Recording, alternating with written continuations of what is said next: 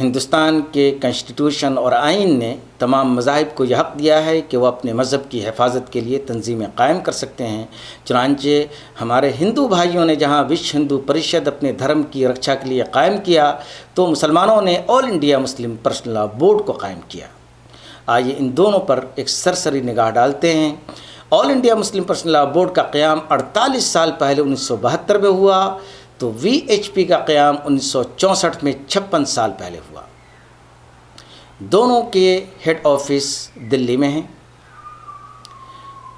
وشو ہندو پریشد کے subsidiary organization دو ہیں، بجرنگ دل اور درگا واہنی، جبکہ All India Muslim Personal law Board کے کوئی بھی سبسیڈری آرگنائزیشن نہیں پائے جاتے، البتہ ان کے پاس ایک خاتون سیل ضرور موجود ہے۔ اگر ممبران کی بات کی جائے تو All India Muslim Personal law Board کے ایگزیکٹو اور مشاورتی کونسل کے ممبران کی تعداد تقریباً 500 تک پہنچتی ہے، جبکہ وشو ہندو پریشد کے ممبران کی تعداد پورے ہندوستان میں 50 سے 60 لاکھ ہے۔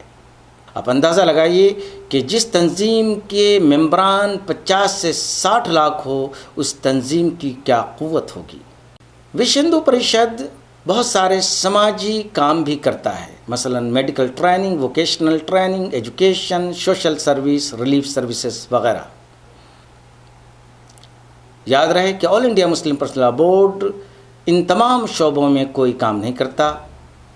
اب ایک ایک پر آپ نظر ڈالیے۔ میڈیکل ٹریننگ میں وشو ہندو پریشد گاؤں لیول پر بنیادی طبی سہولیات فراہم کرنے کی ٹریننگ دیتا ہے۔ ووکیشنل ٹریننگ میں بہار، پنجاب، راجستھان، آسام، اڑیسہ اور مہاراشٹر میں bee farming, agriculture, animal husbandry اور سیونگ یعنی سلائی وغیرہ کے کام وہ سکھاتا ہے۔ ایجوکیشن کے میدان میں 3266 ایجوکیشنل فیسلٹیز کو وشو ہندو پریشد سپورٹ کرتا ہے۔ جہاں تک سوشل ویلفیئر کا تعلق ہے تو وشو ہندو پریشد کے پاس 45 آرفنیج ہیں، میرج بیورو ہے، ہیلپ سینٹر ہے، ریسکیو سینٹر ہے، ٹیمپلز ہے، اور اس کے علاوہ لڑکیوں کے لیے اور عورتوں کے لیے شہروں کے اندر ہاسٹل بھی ہیں۔ مزید برآں وشو ہندو پریشد بہت ساری ایمرجنسی اور آفتوں میں ریلیف کا کام بھی کرتا ہے۔ اب آئیے All India Muslim Personal law Board پر نظر ڈالیں۔ All India Muslim Personal law Board کے پاس کوئی بھی میڈیکل ٹریننگ سینٹر نہیں ہے، ووکیشنل ٹریننگ میں پرسنل لاء بورڈ کام نہیں کرتا، ایجوکیشنل فیسلٹیز کو وہ سپورٹ نہیں کرتا، اسی طرح سوشل اور ریلیف کاموں میں وہ حصہ نہیں لیتا۔ وہ مذہبی امور کی حفاظت کے لیے قانونی چارہ جوئی ضرور کرتا ہے، اور اس سلسلے میں اس کی عظیم الشان خدمات ہیں۔ اور جہاں تک معاشرے میں دیگر سماجی امور کا تعلق ہے تو آپ کو معلوم ہونا چاہیے اور معلوم ہوگا کہ All India Muslim Personal law Board اصلاح معاشرہ کے نام پر بہت ساری سماجی سرگرمیاں کرتا ہے، جیسے پمفلیٹ چھپواتا ہے، بہت ساری کتابیں بھی شائع کراتا ہے، تقریریں کرواتا ہے، اور اسی طرح آج کل آن لائن اسپیچز بھی All India Muslim Personal law Board کے ذمہ داران کی وقتاً فوقتاً آتی رہتی ہیں، حتیٰ کہ انہوں نے قرآن پاک کی تجوید کا بھی انتظام کر رکھا ہے۔ تو یہ مسلم پرسنل لاء بورڈ کی سماجی سرگرمیاں ہیں اور سماجی خدمات کے تعلق سے ان کی کاوشیں ہیں۔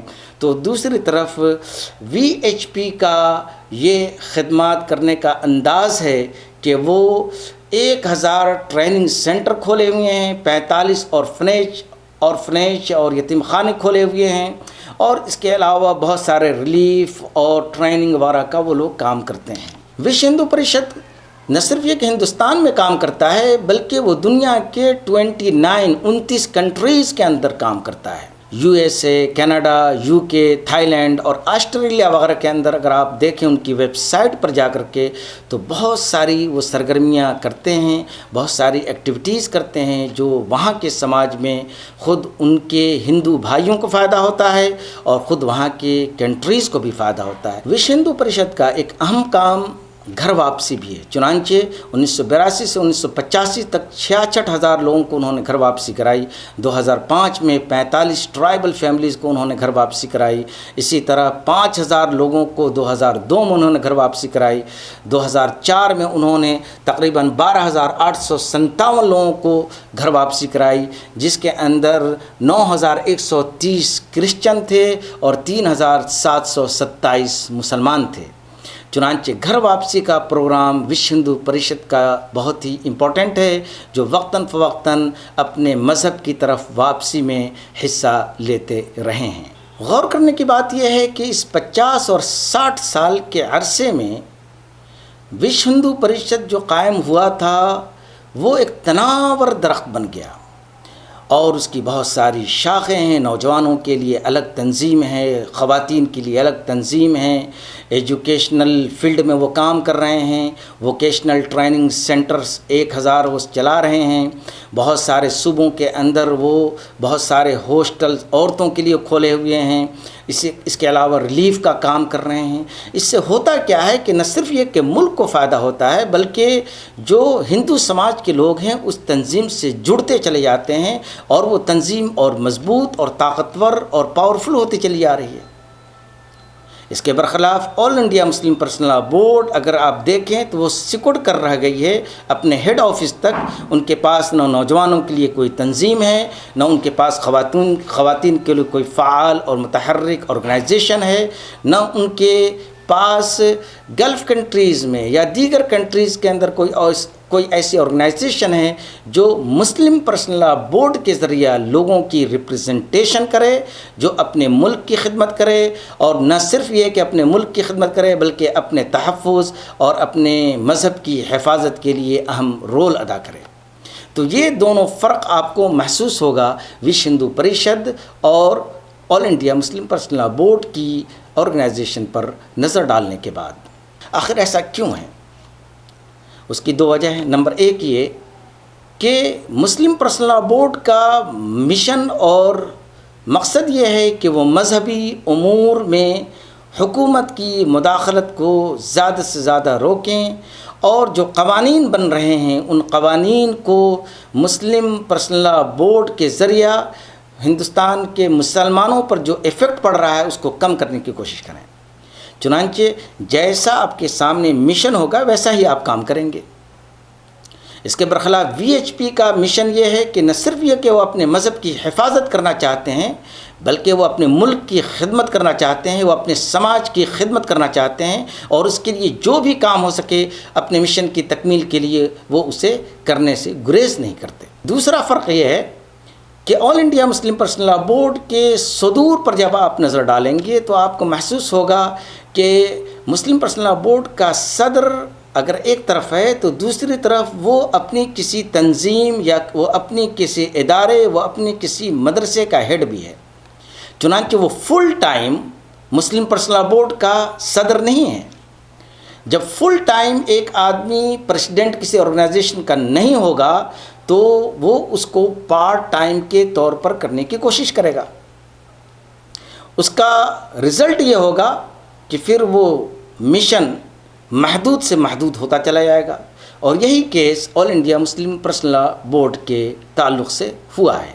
ناظرین، اسی طرح سیکریٹریز کا جہاں تک تعلق ہے تو جو بھی سیکریٹریز پرسنل لاء بورڈ کے اس سے پہلے بھی رہے ہیں، جیسے مولانا ولی رحمانی صاحب رحمۃ اللہ علیہ، تو وہ سب کے سب اپنے اپنے اداروں میں اس قدر مشغول تھے کہ ان کے پاس وقت نہیں ہوتا تھا کہ وہ پرسنل لاء بورڈ کے لیے فل ٹائم کام کریں، اس کے لیے پلاننگ کریں، منصوبہ بندی کریں، پرسنل لاء بورڈ کی ایکسپینشن پر کام کریں، پرسنل لاء بورڈ کی آرگنائزیشن کو اسٹرانگ کرنے کے لیے جو بھی اقدامات ہو سکتے ہیں وہ اٹھائیں۔